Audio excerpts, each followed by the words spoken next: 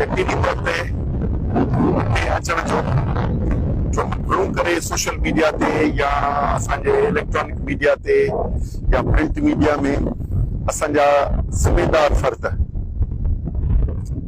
असांजा वज़ीर वज़ीर आला या ॿिया ॿी सॼी धुर सॼी असेंबलियूं वज़ीर क़ौमी असेंबली जा मेंबर सेनेटर पाकिस्तान पीपुल्स पार्टी सां तालुक़ रखंदड़ ख़ुसूसन उहे सिंध जे माण्हुनि खे नाम निहाद रेज़ोल्यूशन ॾियनि था, कूड़ा बयान ॾियनि था। सदर मुमलिकत कूड़ा बयान ॾिए थो ऐं आसरा ऐं ॾिए थो, हुकुमनामा कैनाल ठाहिण जा जारी करे थो। वरी उनजी वज़ाहत में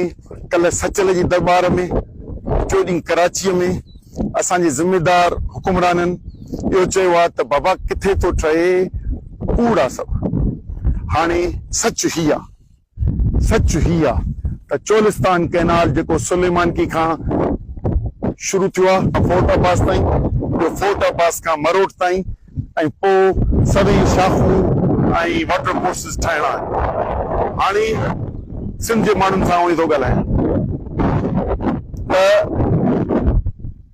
हिते अचण जो मक़सदु इहो त असां इंसाफ़ ईमानदारी सां पंहिंजे माण्हुनि खे सच ॿुधायूं था ऐं मुस्तक़बिल जा ख़तरनि खां ॿुधायूं था ऐं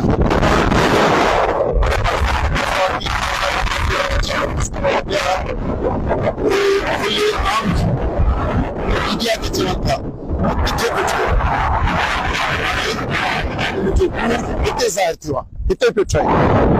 हिन पासे ॾिसो हिते पियो ठहे। कहिड़ी ज़मीन आबाद थींदी आहे उहा हिन पासे ॾिसी सघो था, या ॿी कहिड़ी ज़मीन ठहणी आहे हिन पासे ॾिसी सघो था।